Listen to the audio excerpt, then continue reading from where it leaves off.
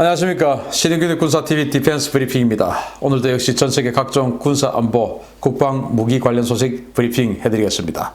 첫 번째입니다. 미국군이 이스라엘에 긴급 발주했던 아이언돔 2개 포대 가운데 1개 포대를 최근 인수했다는 소식입니다. 이 포대가 배치될 예정이었던 이라크와 아프간에서 미군이 철수하는 상황이어서 이 포대가 어디에 배치될지 관심이 쏠립니다. 미국군이 타 사업 예산을 전용해 긴급 발주했던 아이언돔 2개 포대 가운데 초도 물량이 지난 9월 30일 미국군에 인도되었다고 이스라엘 국방부를 인용해서 밀리터리닷컴이 현지 시각 10월 5일 보도했습니다.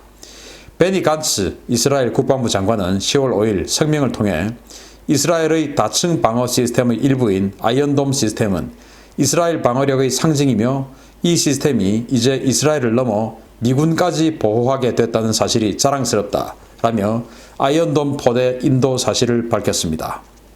미군은 지난 2019년 2월 아이언돔 구매 계획을 밝힌 뒤에 저고도 방공 시스템 개발 예산을 전용해서 그해 8월 긴급 계약 형태로 2개 포대를 주문했는데요. 이 포대가 어디에 배치될 것인지는 밝히지 않았었습니다. 업계 관계자는 이 포대가 미군이 주둔하고 있는 이라크와 아프가니스탄 등 중동 지역에 배치될 것이라고 전했는데요. 최근 미국과 탈레반 간의 평화 협정이 체결되었고 이라크에서도 미군 철수가 결정됨에 따라 이들 포대의 중동행은 없던 일이 될 것으로 보입니다. 미군은 내년까지 아이언돔 2개 포대를 인수해 작전에 배치할 예정인데요. 갈 곳이 없어진 이들 2개 포대가 어디로 향할지 귀추가 주목됩니다. 자, 이게 아이언돔이에요. 아이언돔. 이게 이제 패트리어트 미사일이고, 그런데 이 이스라엘 같은 경우 아이언돔을 가정한 하층 방어, 그리고 이제 여기 또 에로 시스템이 있는데 이 에로 시스템 뭐 이런 식으로 해서 다층 방어 시스템을 하고 있어요. 물론 뭐 이스라엘에도 패트리어트 미사일이 있습니다. 미국이 이 통합 이 발사 시스템을 만들려고 했습니다. 육군에서 여기에는 이제 지대공 미사일도 넣고 대전차 미사일도 넣고 각종 육군이 쓰는 미사일을 다 집어넣어서 하나의 발사기에 여러 종류의 시스템을 집어넣어서 또 그 통신 네트워크와 연동을 해가지고 다 교전할 수 있도록 그렇게 하는 프로그램을 가동 중이었는데 그게 이제 미국군의 다기능 발사기 구매 사업이었고 그 사업이 IFPC 사업이라는 사업이었어요.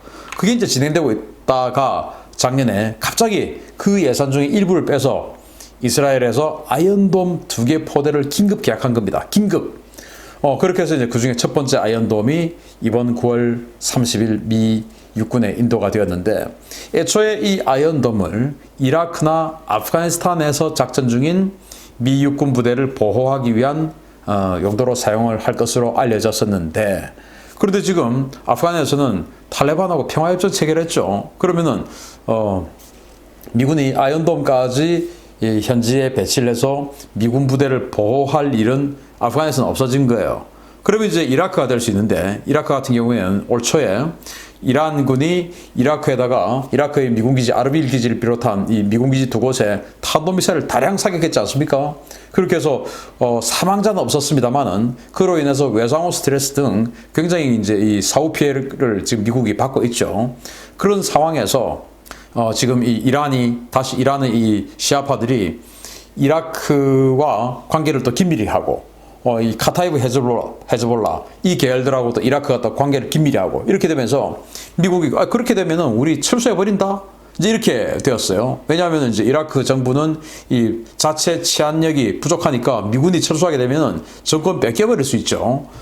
그래서 우리 그럼 철수한다 이렇게 되었더니 이라크 정부가 철수하든지 말든지 이렇게 돼버린 겁니다. 그래서 이제 미국이 진짜로 이제 철수하려고 준비를 하고 있으니까 이 아이언돔이 이라크에도 가지 않을 가능성이 있어요. 그러면 어디 가냐?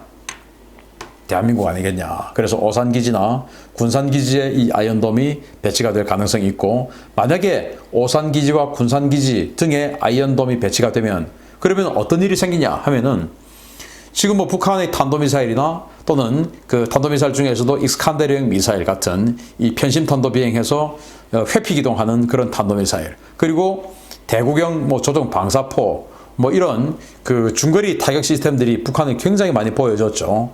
그것들의 1번 타겟이 당연히 군산기지와 오산기지의 미군기지 아니겠습니까? 그런데 여기다가 이제 아이언돔을 갖다 놓으면은 패트리어트 미사일과 함께 방어력, 요격 능력이 훨씬 더 상승되겠죠.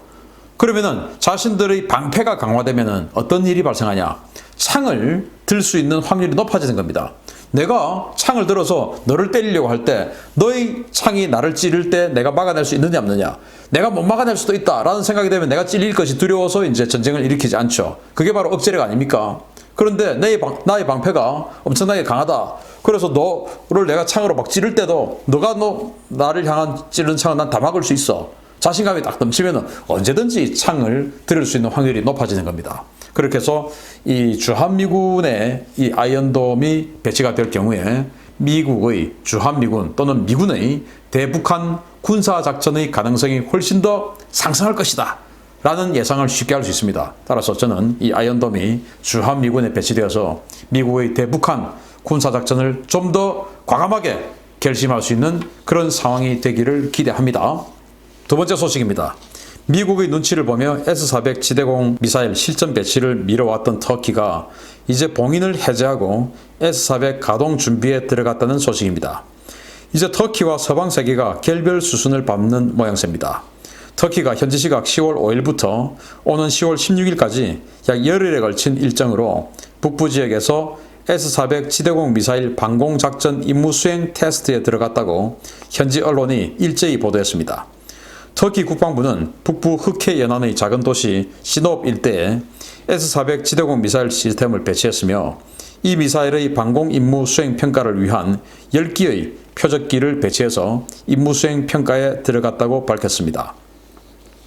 이번 평가는 지난 2019년 9월 앙카라 인근에서 수행된 레이더 모의 테스트에 이어 두 번째 가동인데요. 터키 군 당국은 이번 평가가 S-400 미사일의 작전 배치를 위한 준비 단계라고 밝혔습니다. 당초 터키는 미국의 강력한 반발에 따라서 S-400 도입 이후 본격적인 레이더 가동과 실전 배치를 미뤄왔는데요. 최근 그리스와 이 에게해 분쟁에서 미국과 서방 세계가 그리스 편을 들면서 이에 대한 반발로 S-400 가동이라는 카드를 꺼낸 것으로 풀이됩니다. 터키가 S-400을 본격적으로 가동할 경우에 터키 남부 인시릴리 공군기지를 오가는 미군 항공기들이 위협권에 들어가게 되는데요. 터키의 이러한 도발을 미국이 어떻게 받아들일지 향후 전개가 주목됩니다. 터키가 지금 왜 이렇게 국제적으로 고립됐냐? 바로 이겁니다. 이거 S-400 이걸 러시아로부터 한 개 포대를 사는 바람에 원래 이제 2개 포대 계약을 했고 그중에 1개 포대 지금 들어와 있죠. 그 바람에 미국이 터키를 갖다가 이제 완전히 제재 수순에 들어가면서 F-35의 협력국에서 제명시켜버리고 그리고 F-35를 판매하려고 했던 거 취소해버리고 그리고 터키에서 F-35 동체 일부를 만들려고 했던 그 자격도 박탈해버리고 이제 이런 식으로 됐죠. 그래서 터키에 팔려고 했던 F-35를 미국이 이제 미공군이 인수해버리고 이제 이렇게 됐습니다. 그리고는 또 여러 가지 문제로 인해서 터키에 들어가는 여러 군사 장비들 전부 차단시켜버렸죠. 그래서 미국제 무기를 많이 쓰고 있는 터키 입장에서는 F-16의 여유 부품이라든지 또 그들이 만드는 T-129 공격 헬기의 엔진은 이제 영국제 엔진인데 그 영국제 롤스로이스 엔진 그것도 이제 제한시켜버리고 공격 헬기도 더 이상 못 만들어요. 항공모함, 아나돌루 항공모함 만들어서 여기다 F-35B 얹으려고 했는데 그것도 또 물 건너갔어요. 이런 식으로 이제 군사적으로 굉장히 힘들어지는 상황이 된 게 바로 이 S-400 때문입니다. 왜냐?